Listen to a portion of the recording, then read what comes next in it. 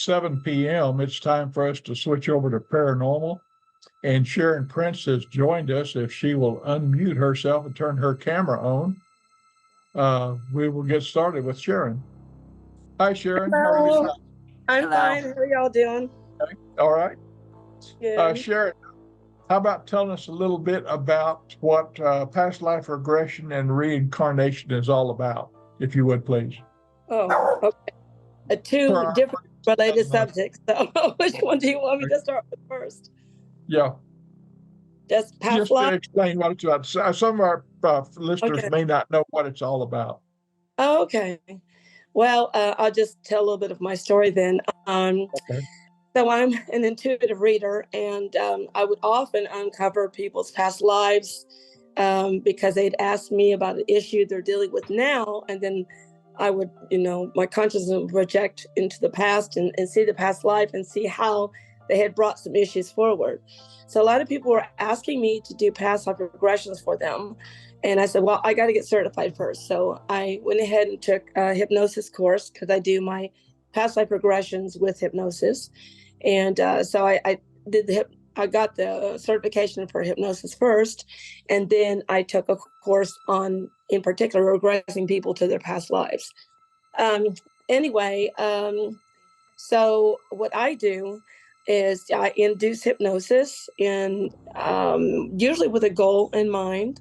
And so someone may have an affinity for a certain period of time, a certain place. It may be historical. They want to go back, see if they were a famous person or what their connection to that place or time is. Other people want to heal relationships with their current relationships. And sorry, I have this fancy cat litter box that one of my friends bought me, and so I keep getting notices. So I'm sorry, I keep touching my screen. Anyway, so anyway, it tells you what cat did his business and how long and all this stuff. A lot more technology than I would ever need. But anyway, so I started to regress my clients for different reasons. And I have one client who has only ever gotten past life regression. She's never gotten a reading from me. And it started, I think it was like maybe 2010. And I was a part of a pilot, I guess. Someone was working on the working title was Past Lives, Present Healing, And so I did a series of regressions for people I didn't know, which is kind of different than how I normally do it for my clients. I usually give them reading first and then a regression, just to, it's much easier to regress somebody, especially in hypnosis, if that person, knows they can trust you.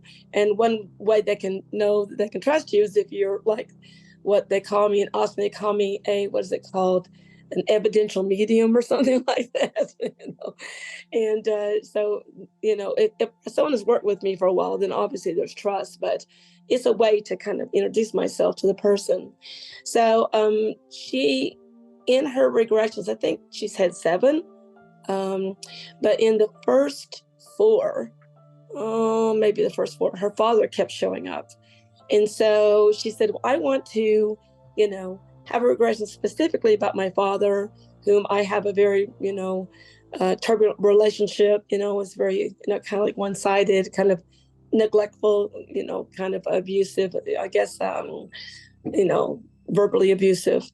And so we did the regression. I can't remember what it was or where we went, but I remembered afterwards, she said, within her father called her the next day and was coming into town and wanted to have lunch with her. And so she agreed, and she said it was the best they had ever gotten along in her entire life. And it's almost like all the issues that she had been dealing with, rejection and all that, just went out the window, and it's happened in other places too. Like I travel around the world. I used to before the pandemic. I have not gone abroad since the pandemic, but I have clients in Croatia, Slovenia, England, Bosnia, and other places in the world that I have not actually physically been to because I use technology to connect with people. But in one particular case, I did a regression for a woman who's living at, it was like it wasn't an ashram, but it was sort of like a what is it called? A community? What is it called? A commune? Anyway. And so it was, she had these issues with one particular person. And so we did a regression, and she had already been to like 5 different regression therapists, had never been able to get through. So I'm a ninja when it comes to my clients, and I'll do whatever I can to help them get to where they needed to go. And so she wasn't having a visual feed. And so I just said, okay, so we'll just take whatever you can get, whatever impressions you get, you just tell me, just keep the story going. Even if you can't see it, maybe you can intuit what's going on and tell me there. So that's how we were able to keep the story going. But she would see flashes, picture of something like flash on and then off. And so I said, well, what did you see in that flash? And she described the scene. And then we'd go to the next, moment, and she would see the flash. Well, anyway, in this particular case, I could only piece together what might have happened. I'm not sure, but she met a man she was writing at a coach, a woman of means, and he was a man of means, and they met. She got out of her coach, went into his, and he took her into the forest and basically killed her. And she let him do it. And so I could only surmise that maybe they were both married, and or maybe she was single and he was married and she got pregnant. I don't know what the deal was. But anyway, I usually do forgiveness work with the people who are having to deal with trauma or any kind of abusive issues in this lifetime or neglect or whatever. And I put the person who they are now with the person they were, like they sort of shadow the person that they were. They shadow behind the person that they were. So I'm talking to both aspects of that soul. And so we clear out with forgiveness work any remaining issues from that lifetime going forward. So often what happens is the relationship instantly changes overnight. And in this case, she said that he had always been very mean and rude to her, and all the other girls in the commune he was nice to. Well, the next day she said, she says, I'm not saying that everything perfectly, we still have disagreements, but he completely has a different attitude toward me now, and he treats me with respect. And so I can see the evidence and the good that comes out of these regressions by going into these past lives. To deal with past lives in general, I have uncovered several past lives spontaneously just through the years. And I think it all started, it started with a book that I had when I was 12 years old. My dad had gotten this Tower of London book from the Time Life book collection. And so my religion in any way at the time did not even provide for the idea of past lives or anything like that. But there was a particular picture of a noble woman in this book. And I immediately went to it. I pointed, I said, that's me.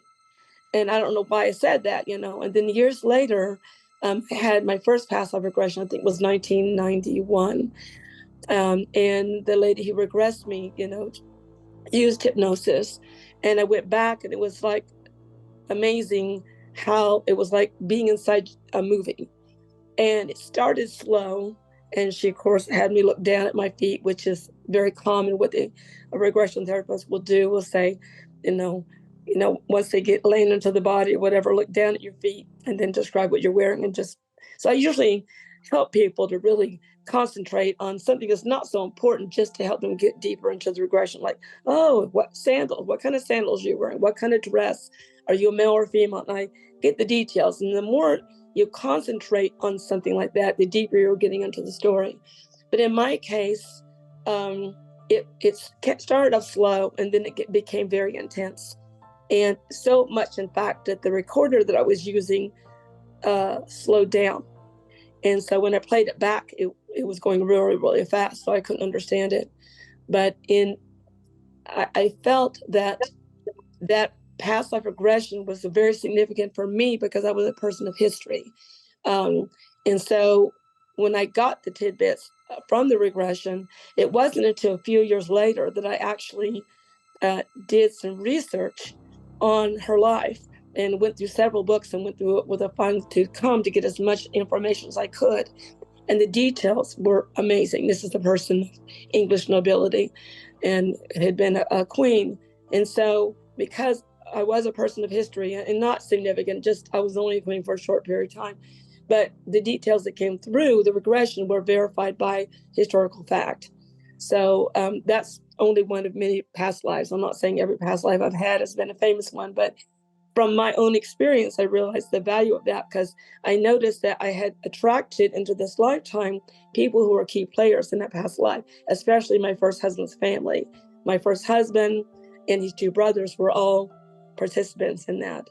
And as I went along, other people would pop up and I go, oh, there was the confessioner, there is the, there was Queen such and that was so and this was Lord so, and it was amazing how many people showed up as a few years went by, and I knew instinctively that that person had been a person of import in that life.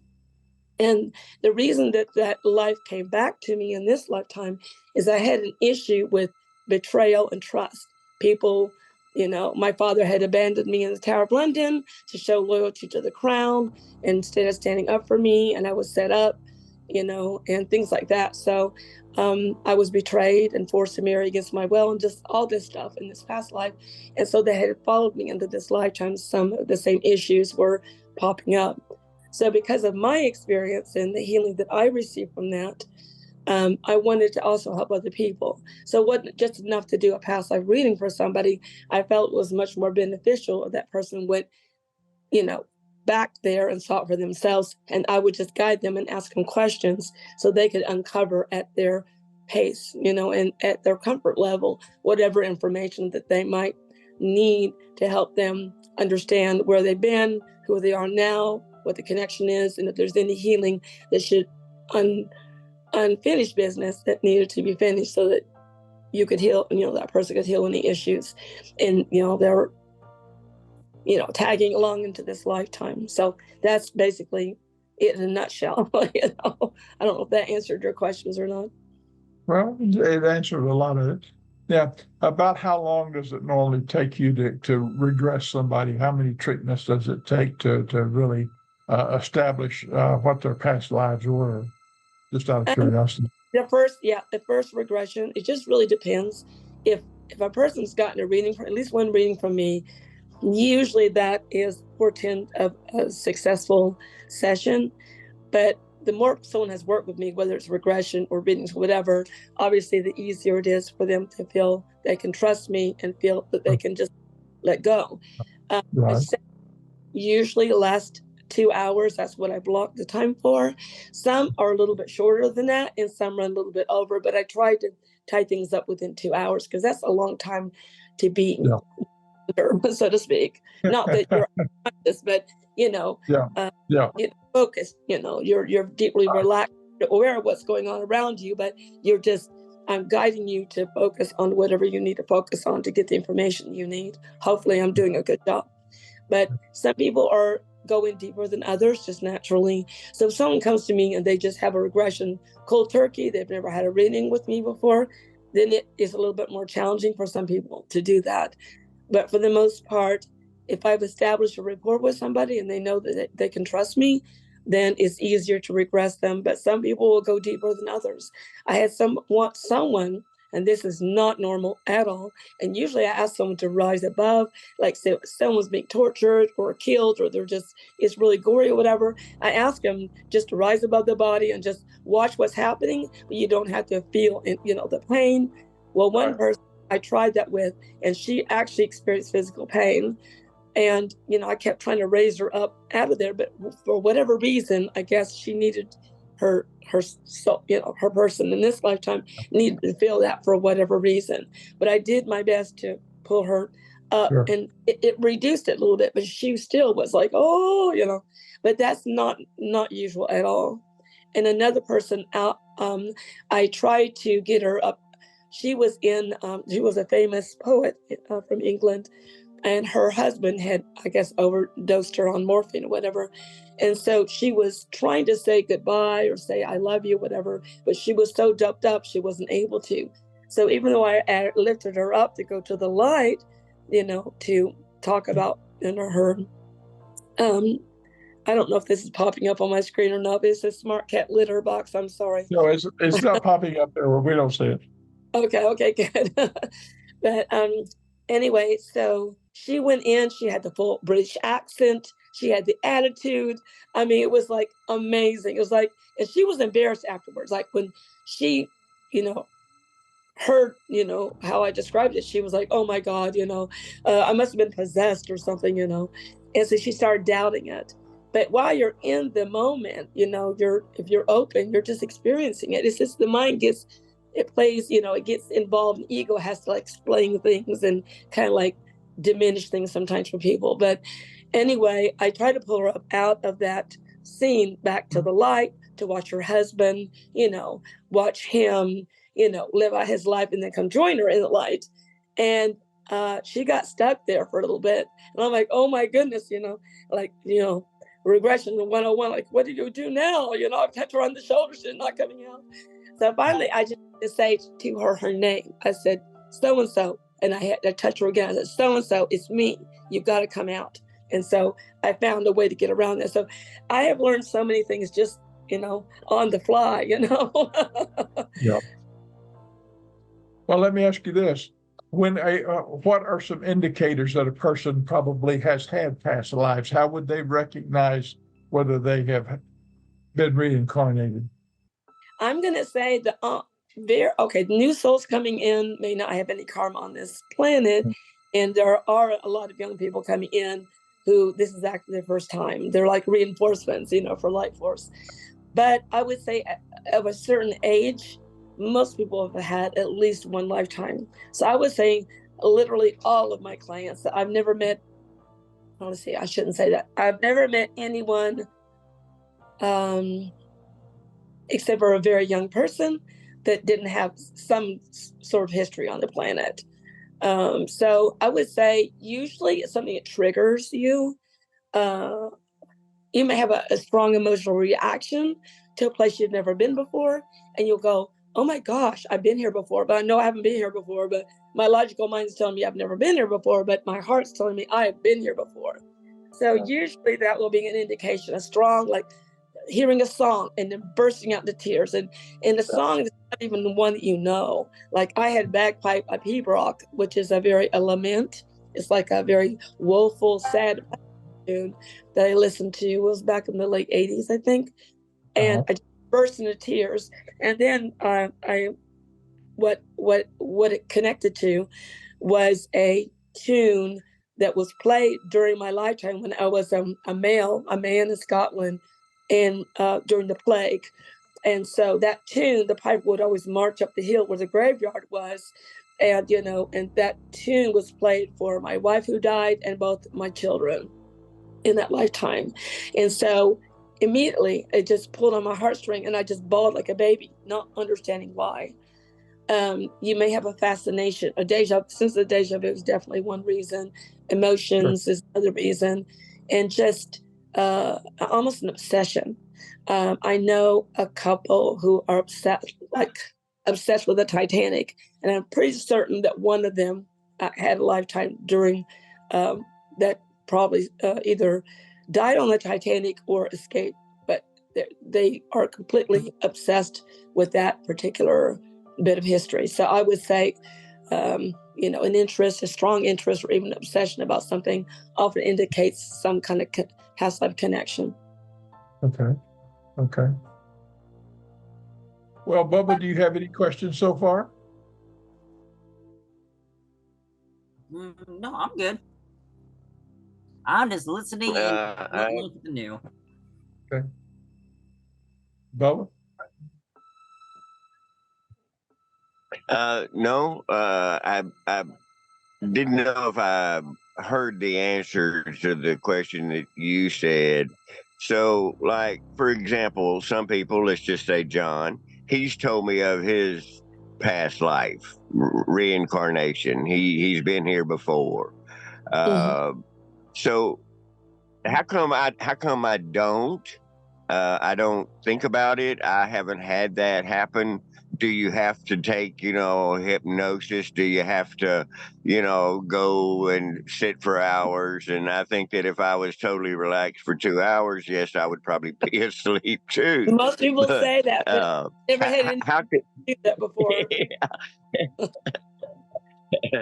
Um, so you know, how do you investigate that if you're me? How do you say, okay, I want to know, was I an army general? Was I this? Was I that? Or yeah, whatever I was Army that you in Austria, think just by that the you way. were in the past. Yeah, and when just a general, Army general, I was a general in the Austrian Army, so that was kind of Oh no. yeah. But yeah, I would say no, you don't have to. In my case, because I'm very psychic and intuitive, I've just kind of like had spontaneous, I call them vignettes of regressions. And I can just like I'm an intuitive, so I can download information about that life. Um, like I was in Greece with a group of ladies. We had done some goddess archetype study, and we were at Mycenae, where the Lions Gate is, and there's a fortress, a castle, whatever, and this royal family was found. They were all buried there, and the whole community disappeared. They don't know what happened to them. And as soon as I got to the pit and looked down, I just burst out into tears. I was sobbing my heart out. And then I was piecing it together that one of the ladies on the tour, I had been a soldier, foot soldier for the king in that lifetime. And she had been my girlfriend, I guess you might say. And she was brought in as a concubine. So she was like, one of his, flings, whatever, one of his wives, what have you. And I remember being very sad. And I said, for some reason, I just went in. I said, I see these gold masks on their faces. And it wasn't until we got back to Athens that we were in the museum, and I saw the gold. I was like, oh, I just like my heart stopped. Saw all these gold masks, in this display case. And then sure enough, there it is, that place. That's where they were recovered. And all the royal family and their servants and everyone was wearing this, gold mask. And so that's, a spontaneous, feeling that I was able to access because, of my spiritual gifts. But even still, even if you're not trained to be psychic or whatever, you can still uncover impressions of something. And then you can always later have those verified through a regression. And not all regressions are hypnotic. When I had a regression of one of my lifetimes during the same lifetime that John explored, and I was a governor in that lifetime, Judea. I remember she did this like a rapid eye. It was like balancing the hemispheres of the brain and EDMI, or I forget EDMR, whatever, some acronym. And it was like the tones were going back and forth, and so I was able to get myself back to that lifetime with something that was like hypnosis, but it was the route to get there was different. It was like deep relaxation and then tones or what have you. So there's different ways to do it. Some people are just curious. And so they'll say, I said, do you have any, objective? And they'll say, no, I just want to know if I lived a lifetime before. Okay. And so I'll just, in general, say, okay, I'll go back to a lifetime you may have lived on Earth before. And bing, and it's really interesting when people are very open like that they just want to experience whatever. They don't have really an agenda or a plan. They often will recover a very interesting life, or they'll dip into several lifetimes. They'll dip in, they won't have that death transition. Like when you're going deep into a lifetime, you're going to start out, usually at some point, a younger person, whatever, and then I'll just take you to the most important, scenes. And so you usually progress to the death scene, and then we transition to the light. But sometimes it doesn't happen that way, And sometimes a person will dip in like 5 or 6 lifetimes within an hour or less. And, Wow. Wow. Amazing. Well, Sharon, it's been almost a half hour, and normally we cut these sessions kind of short to a half hour. Yeah.